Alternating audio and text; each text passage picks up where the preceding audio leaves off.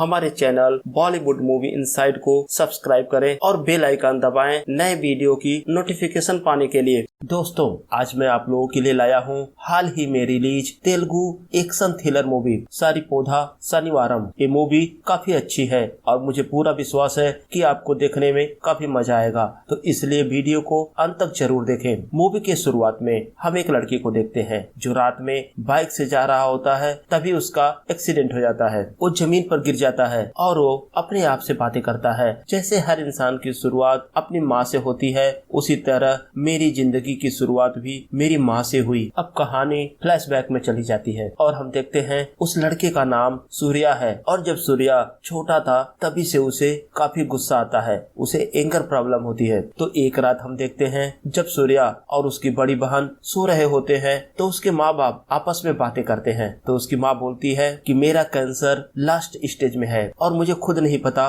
कि मैं कितने दिनों की मेहमान हूँ, तो मेरे जाने के बाद मेरे बच्चों का ध्यान रखना। और वो ये भी बताता है कि हमारे एक ही रिश्तेदार थे, वो भी मेरे मामा और मामी, लेकिन गलती से मैं अपने मामा की लड़की से ही प्यार करने लगा जिसका नाम कल्याणी है, लेकिन प्यार से मैं उसे कल्लू बुलाता था। लेकिन मेरे गुस्से की वजह से वो मुझे पसंद नहीं करती थी और मेरा मामा एक नंबर का बेवड़ा था। वो हर समय मामी के साथ मारपीट किया करता था और इसी वजह से मेरी माँ ने उसकी मामी और कल्याणी को कहीं दूर भेज दिया ताकि उसका मामा उन लोगों को परेशान न कर सके। और इसी बात को लेकर के उसका मामा हर रोज सूर्या के घर आता है और उल्टी सीधे गालियां देता है। एक दिन सूर्या गुस्से में आकर अपने मामा को मारने के लिए दौड़ता है, लेकिन उसका मामा भाग जाता है। अब अगले सीन में हम देखते हैं सूर्या अपनी माँ के साथ बैठा होता है, तो उसकी माँ बोलती है कि देखो बेटा, हर बात में गुस्सा करना अच्छी बात नहीं है, गुस्से का कोई मतलब होना चाहिए, बेवजह गुस्सा करोगे तो सही नहीं है। तो सूर्या बोलता है मैं क्या करूँ माँ,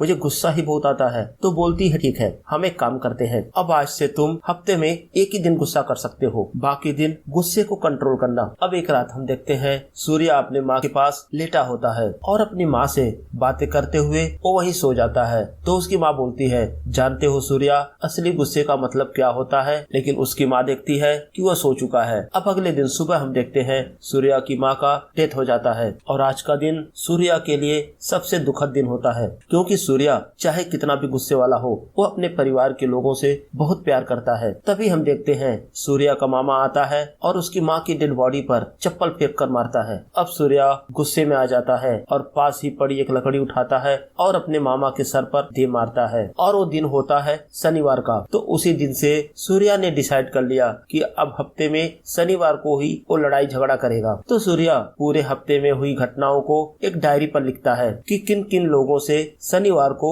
लड़ाई करनी है। अब सीन शिफ्ट होता है और हम देखते हैं सूर्या और उसके फादर शंकरम एक दूसरे शहर में जाकर बस गए हैं। वहीं सूर्या के फादर शंकरम एक औरत से बात करते हैं और उसको बताते हैं कि सूर्या की गुस्से की वजह से हमने कई शहर बदले, लेकिन जहाँ भी हम जाते हैं सूर्या अपने दुश्मन बना ही लेता है। तो औरत बोलती है कि क्या आपका बेटा हमेशा लड़ाई झगड़े ही करता है? तो बोलते हैं उसकी समस्या ये है, अगर वो किसी पर अत्याचार होते देखेगा तो उस आदमी को अपने परिवार का सदस्य मान लेगा और उसकी समस्याएं अब सूर्या की समस्याएं हैं। और फिर वो अगले शनिवार का इंतजार करेगा और जैसे ही शनिवार आएगा सुबह उठेगा, सबसे पहले जाकर उनकी पिटाई करेगा। हालांकि सोमवार से शुक्रवार तक वो LIC एजेंट का काम करता है। और दूसरी तरफ हम देखते हैं सूर्या रास्ते में जा रहा होता है, तभी उसे एक लड़का दिखता है जिसके मालिक ने आज उसकी पिटाई कर दी थी। जब सूर्या उससे पूछता है कि उसने तुम्हें क्यों मारा, वो बोलता है कि मेरी एक आदत है, मैं जहाँ भी काम करता हूँ वहाँ की घड़ी 10 मिनट फास्ट कर देता हूँ ताकि मैं काम पर लेट ना आऊँ, लेकिन मेरे मालिक ने मुझे पीट दिया। अब सूर्या जाता है, उसके मालिक से मिलता है। उसका मालिक एक गुंडा होता है और उसके पास गुंडों की एक फौज होती है। सूर्या उससे बोलता है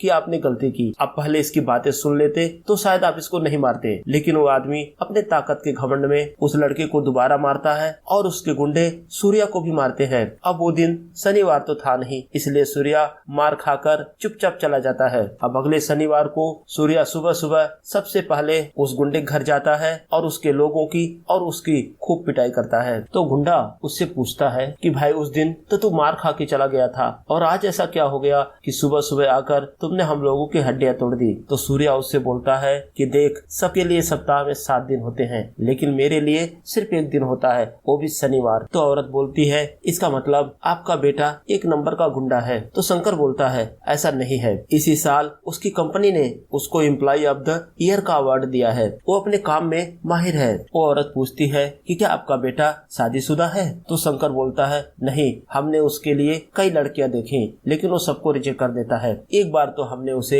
एक शादीशुदा लड़की से मिलवाया और उसको बताया यही कल्याणी है और देखो इसकी शादी हो चुकी है, उसको एक बच्चा भी है, तो इसलिए तुम कल्याणी को भूल जाओ। लेकिन फिर भी वो अभी तक शादी करने को तैयार नहीं है। उसके मन में कल्याणी के लिए जो प्यार है वो खत्म ही नहीं हुआ। शंकर उसको बताता है कि गुस्से की वजह से सूर्या की बड़ी बहन मेरी बेटी भद्रा ने सूर्या से सारे नाते तोड़ लिए, क्योंकि जिस दिन भद्रा की शादी थी उसी दिन सूर्या गुस्से में आकर भद्रा के ससुर पर हाथ उठा देता है, जिस वजह से भद्रा की शादी टूटते टूटते बची। और उसी दिन से भद्रा ने सूर्या से अपने सारे रिश्ते तोड़ लिए। और उसी दिन से मैंने डिसाइड किया जिन लोगों से सूर्या शनिवार को मारपीट करने वाला होता है, मैं उन लोगों को पहले ही जाकर इन्फॉर्म कर देता हूँ ताकि वो सूर्या से बच सकें। तो औरत बोलती है आप ये बातें मुझे क्यों बता रहे हो? तो बताता है कि आज शनिवार है और उसकी डायरी में जिसका मैंने नाम देखा वो आपके हस्बैंड है। और हम देखते हैं सूर्या उसके घर जाता है और उसके हस्बैंड की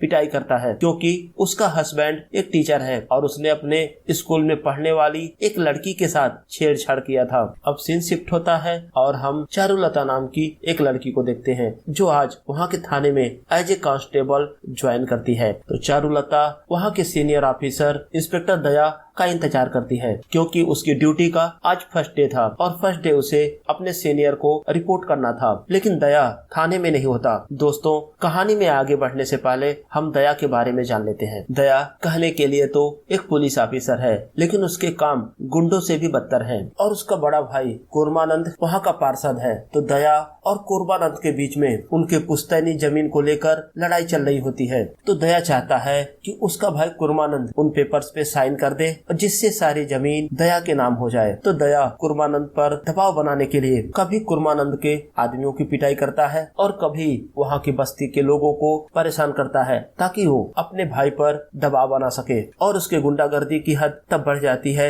जब वो वहाँ के गरीब लोगों को अनायास झूठे केसेस में फंसाकर जेल में डाल देता है और उनकी बेरहमी से पिटाई करता है। और इसी तरह दया ने एक गरीब आदमी को जेल में बंद कर रखा था और उसकी बहुत बुरी तरह पिटाई भी की थी। वो आदमी बहुत ही प्यासा था। तो चारू उसको पानी पीने के लिए देती है, लेकिन तभी वहाँ दया आ जाता है और चारू पर नाराज होता है और चारू से बदतमीजी से बात भी करता है और बोलता है आज से मैं जब भी बाहर जाऊंगा तो तू मेरे साथ चलेगी। अब हम देखते हैं चारू उस बस्ती में जाती है और उस आदमी के घर जाती है जो उसके जेल में अभी बंद था और उसकी वाइफ से बोलती है कि उसने कई दिनों से कुछ खाया नहीं है, तुम खाना पैक कर दो। और चारू को वहाँ देख करके बस्ती वाले बड़े ही आश्चर्य में होते हैं कि वो लड़की इंस्पेक्टर दया के खिलाफ जाकर उस घर से खाना ले जा रही है, क्योंकि वहाँ के लोग दया के खिलाफ डर से बोलते नहीं है। अब सीन शिफ्ट होता है और हम देखते हैं इंस्पेक्टर दया चारू के साथ में डिस्ट्रिक्ट हॉस्पिटल गया था किसी काम से और तभी वहाँ सूर्या आ जाता है। जब दया अपनी कार को बैक करता है तो पीछे खड़ी हुई कार में ठोक देता है। कार में बैठी औरत नाराज होती है तो सॉरी बोलता है। वो बोलती है कि तुम गाड़ी लापरवाही से चला रहे थे और जिसकी वजह से तुमने मेरी कार में ठोकर मार दी। लेकिन दया एक घमंडी पुलिस वाला होता है। अब उसे गुस्सा आ जाता है। वो अपनी कार को आगे ले जाता है और बार बार पीछे लाकर उस औरत की कार में ठोकता है। उसे ऐसा करते देख सूर्या को बहुत गुस्सा आता है, लेकिन सूर्या शनिवार न होने की वजह से उसे कुछ नहीं बोलता। वो अपनी पानी की बोतल निकालता है और पानी खाली करके अपने बाइक से उसमें पेट्रोल भरता है। इससे पहले कि दया दोबारा उस कार को ठोके, वो उसकी कार के नीचे ले जाकर पेट्रोल फेंकता है और बोलता है कि तुम्हारे कार की टंकी लीक हो रही है, अगर तुम बार बार ऐसे ही ठोकर मारोगे तो आग लग जाएगी। लेकिन चारू उसको ऐसा करते देख लेती है और सूर्या की समझदारी देखकर वो उसको चाहने लगती है। लेकिन गड़बड़ तो तब होती है जब सूर्या देखता है कि जल्दीबाजी में वो अपने बाइक की पेट्रोल पाइप लगाना भूल गया था, जिसकी वजह से सारा पेट्रोल नीचे गिर जाता है। अब वो अपनी बाइक को लेकर पैदल ही जा रहा होता है। तभी वहाँ चारू आ जाती है और उससे बोलती है मेरी स्कूटी पर बैठो और चलो तुम्हारे लिए पेट्रोल लेकर आते हैं। और मैं जानती हूँ कि तुमने उस औरत को बचाने के लिए अपने बाइक का पेट्रोल निकाल दिया था। अब धीरे धीरे चारू और सूर्या एक दूसरे को पसंद करने लगते हैं और अक्सर मिलने लगते हैं। अब सूर्या अपनी डायरी में उस इंस्पेक्टर का नाम लिखने ही वाला था, तभी उसके सामने चारू का चेहरा आ जाता है और चारू के साथ बिताए हुए पल पल उसे याद आते हैं और इस वजह से सूर्या इंस्पेक्टर दया को छोड़ देता है, उसका नाम अपनी डायरी में नहीं लिखता। तो सूर्या ये सब बातें अपने फादर को बताता है तो उसके फादर बोलते हैं चलो अच्छा हुआ, तुझे कम से कम किसी लड़की से प्यार तो हुआ। और इधर हम देखते हैं चारू अपने घर पर होती है और चारू की माँ कोई और नहीं सूर्या की मामी होती है और चारू ही कल्याणी होती है। लेकिन कल्याणी जब छोटी थी तो उसकी माँ उसके बाप के डर से अपना नाम बदलकर इस शहर में आकर रहने लगे थे। अब सूर्या और चारू अक्सर घूमते थे, लेकिन इस दौरान अगर किसी ने चारू से बदतमीजी की तो सूर्या उस समय शांत रहता था, लेकिन शनिवार आते ही उनकी धुलाई कर देता था। वहीं हम देखते हैं एक दिन चारू के थाने का सब इंस्पेक्टर सुधा वो किसी कारणवश चारू पर हाथ उठा देता है और हम देखते हैं जब अगले शनिवार को सुधा एक सिनेमा हॉल में मूवी देख रहा होता है तभी वहाँ सूर्या आता है, उसके चेहरे पर पॉलिथीन डालकर उसकी खूब धुनाई करता है। तो चारू सूर्या को बोलती है कि मैंने एक बात ऑब्जर्व किया है, अगर कोई मुझसे बदतमीजी करता है तो उस आदमी की पिटाई शनिवार को कोई कर देता है। सूर्या डर की वजह से उसे नहीं बताता कि पिटाई करने वाला कोई और नहीं वो खुद है। अब सीन शिफ्ट होता है और हम देखते हैं कुर्मानंद अपने भाई दया को कॉल करता है कि तुम घर आ जाओ, मैं पेपर पे साइन करने के लिए तैयार हूँ। तो दया उस बस्ती के गरीब आदमी को अपने थाने से छोड़ देता है। वो बोलता है आज मैं बहुत खुश हूँ, मेरा भाई मुझे जमीन देने के लिए तैयार हो गया है। लेकिन जब दया कुर्मानंद के घर जाता है तो कुर्मानंद उससे मिलता तो नहीं, लेकिन कुर्मानंद के लोग बार बार दया को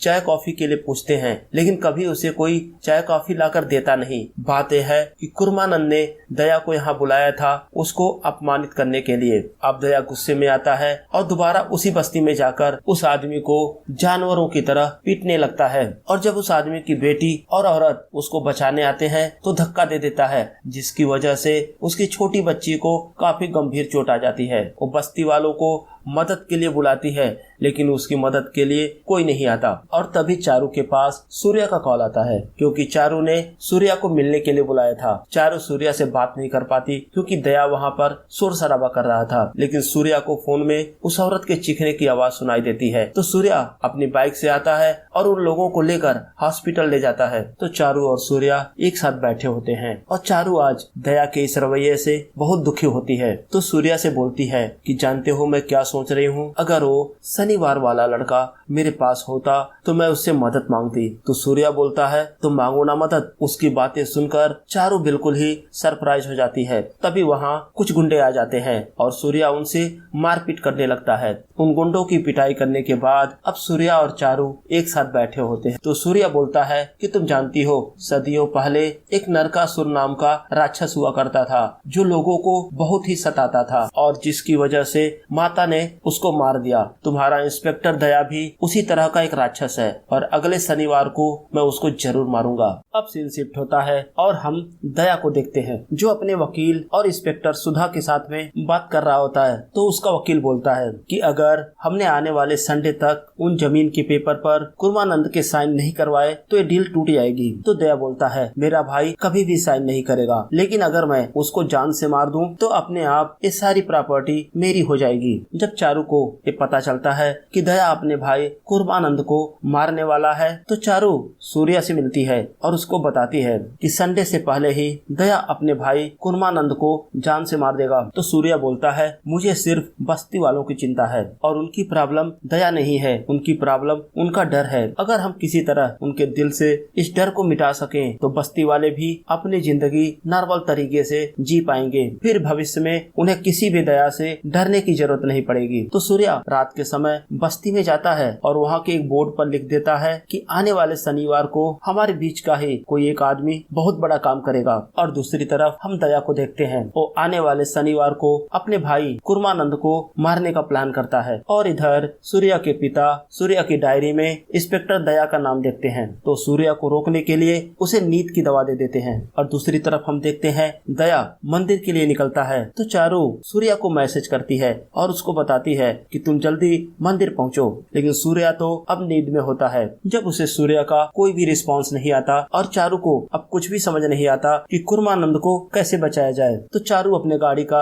जानबूझकर एक्सीडेंट कर देती है और दया अपने भाई को मारने में असफल होता है। तो दया डिसाइड करता है अब वो अपने भाई को मंदिर में नहीं मार सका तो उसका भाई हर रोज शाम को एक पब में जाता है और आज शाम को वो अपने भाई को उसी पब में मारेगा। और इधर हम देखते हैं सूर्या की बहन जो अब प्रेग्नेंट होती है वो सूर्या के घर आती है और वहीं सूर्या के घर पर कुछ गुंडे हमला कर देते हैं, लेकिन तब तक सूर्या होश में आ जाता है। वो अपनी फैमिली को उन गुंडों से बचाता है, अपनी बहन को हॉस्पिटल में एडमिट करके अब वो कुर्मानंद को बचाने के लिए उस पब में जाता है। वो दया पर हमला ही करने वाला था, तभी रात के 12 बज जाते हैं और सूर्या दया को छोड़ देता है, क्योंकि सूर्या का ये नियम था कि शनिवार रात के 12 बजे के बाद वो किसी पर हाथ नहीं उठाता। वो जैसे ही पब के बाहर आता है उसे वो लड़का दिखता है जिसको हमने मूवी के शुरुआत में देखा था, और उस लड़के की आदत होती है कि वो जहाँ भी काम करता है वहाँ की घड़ी को 10 मिनट फास्ट कर देता है। और इधर हम देखते हैं अब दया अपने भाई को शूट करने वाला था, तभी वहाँ सूर्या आ जाता है और कुर्मानंद उसे देख लेता है। अब सूर्या दया की बुरी तरह से पिटाई कर देता है। अब दया अपने भाई के डर से छुपता फिरता है, लेकिन कुर्मानंद के लोग दया को ढूंढ लेते हैं। तो दया को लगता है कि अब तो उसका भाई उसको जान से मार देगा, लेकिन जब वो कुर्मानंद से मिलता है तो कुर्मानंद उसको बोलता है, अरे मेरे भाई, तूने मेरी जान बचाने के लिए अपनी जान खतरे में डाल दी। ये बातें सुनकर दया को बहुत राहत मिलती है। वो समझ जाता है कि उसके भाई को गलतफहमी हो गई और जो लड़का कुर्मानंद को बचाने के लिए आया था अब कुर्मानंद उसे ही अपना दुश्मन समझ रहा है। और इधर हम दया को देखते हैं जो सोचता है कि वो लड़का पहले उसको मारने आता है, लेकिन फिर उसकी नजर घड़ी पर जाती है और जब देखता है कि 12 बज रहे होते हैं वो वहाँ से चला जाता है। फिर दोबारा आता है और मुझे पीटता है, मगर क्यों? अगर उसे मारना था वो तभी मार सकता था। तो उसका सब इंस्पेक्टर पब में जाता है और घड़ी को दोबारा चेक करता है तो बताता है वो घड़ी 10 मिनट फास्ट है। तो दया बोलता है ये बात उस लड़के को नहीं पता थी, लेकिन जब बाद में उसे पता चला कि अभी 12 बजने में 10 मिनट कम है, वो फिर आया और मेरी पिटाई की। लेकिन मेरी पिटाई से 12 का क्या मतलब है? तो सब इंस्पेक्टर बोलता है कि 12 बजे के बाद दिन चेंज हो जाता है। तो दया समझ जाता है वो लड़का शनिवार को ही मारपीट करता है। अब दया सब इंस्पेक्टर से बोलता है कि आसपास के थाने में पता करो कि शनिवार के दिन कितनी रिपोर्ट दर्ज हुई है। और तभी हम देखते हैं सूर्या खुद आकर थाने में रिपोर्ट लिखवाता है कि पिछले शनिवार को किसी ने उस पर हमला किया था, ताकि वो दया को मिसगाइड कर सके। अब सीन शिफ्ट होता है और हम देखते हैं दया सब इंस्पेक्टर सुधा के साथ बातें कर रहा था। तभी दया का भाई कुर्मानंद वहाँ आता है और उससे पूछता है कि ये बता, शनिवार वाला लड़का पब में मेरे ऊपर हमला करेगा ये तुझे कैसे पता था? तो दया बोलता है भाई, मैं 24 घंटे आपकी सिक्योरिटी के लिए आपके पीछे ही रहता हूँ, बस आपको पता ही नहीं था। दया की बातें सुनकर कुर्मानंद बहुत खुश होता है, लेकिन दया अब सोचता है कि बात तो सही है, ये बात तो सोचने वाली है कि मैं कुर्मानंद को उस पब में उस टाइम मारूंगा, ये बात शनिवार वाले लड़के को कैसे पता चली? काफी सोचने के बाद दया का डाउट चारू पर जाता है और वो सोचता है कि चारू ने उस दिन जानबूझकर गाड़ी का एक्सीडेंट कर दिया था। और इधर हम देखते हैं जब कुर्मानंद उस पब का सीसीटीवी फुटेज चेक करता है तो देखता है कि दया उसे मारना चाहता था। वो दया को अपने घर बुलाता है, लेकिन दया कुर्मानंद को ही मार देता है और उसके लोगों को बोलता है कि कुर्मानंद की हत्या उस शनिवार लड़के सूर्या ने की है। अब दया चारू के घर जाता है, चारू को मारता पीटता है और सूर्या को कॉल करता है और उसको बताता है कि उसे पता चल गया है कि शनिवार वाला लड़का तू ही है, अगर चारू को बचाना चाहता है तो बस्ती में आ जा। हम देखते हैं सूर्या उस समय अपनी बड़ी बहन के साथ हॉस्पिटल में होता है। जब सूर्या हॉस्पिटल से निकलता है तो उसकी बड़ी बहन उससे कुछ बोलती है जो कि हमें सुनाया नहीं जाता। जब सूर्या अपनी बाइक से उस बस्ती में पहुंचता है तभी दया एक गैस सिलेंडर उठाकर सूर्या के ऊपर मारता है और सूर्या अपनी बाइक से नीचे गिर जाता है। और दोस्तों, यही सीन हमने मूवी के शुरुआत में देखा था कि एक लड़का अंधेरे में जाता है और तभी उसका एक्सीडेंट हो जाता है। अब हम देखते हैं दया सूर्या की पिटाई करता है, लेकिन सूर्या उस पर हाथ नहीं उठाता। तभी सूर्या के फादर शंकरा वहाँ आ जाते हैं और वो दया को बताते हैं कि इससे पहले भी 3 बार दया तुम्हें मारना चाहता था, लेकिन पहली बार उसने चारू की वजह से तुम्हें जिंदा छोड़ दिया। और आज जब ये हॉस्पिटल से निकल रहा था तो इसकी बहन ने बताया कि इसकी माँ बोलती थी कि गुस्सा करना हर जगह गलत नहीं होता, लेकिन मैं समझ नहीं पा रहा हूँ कि सूर्या जैसा शैतान तुमको मार क्यों नहीं रहा। नहीं तो तुम इसे नहीं जानते, मैं इसे जानता हूँ। अब तक ये तुमको मिट्टी में मिला चुका होता, लेकिन शायद सूर्या इन बस्ती वालों के दिल में हिम्मत पैदा करना चाहता है। अगर इनमें से एक भी हिम्मत करके आगे बढ़े तो यही सूर्या के लिए काफी होगा। और इधर हम देखते हैं चारुलता भी अब होश में आ जाती है और उसे सूर्या की सच्चाई पता चल जाती है। और तभी हम देखते हैं उस भीड़ के बीच से एक बच्चा बाहर आता है और वो हिम्मत करके आगे बढ़ता है। उसको देखकर अब सूर्या दया को पीटने लगता है और तभी हम देखते हैं कुर्मानंद के गुंडे दया पर हमला करते हैं,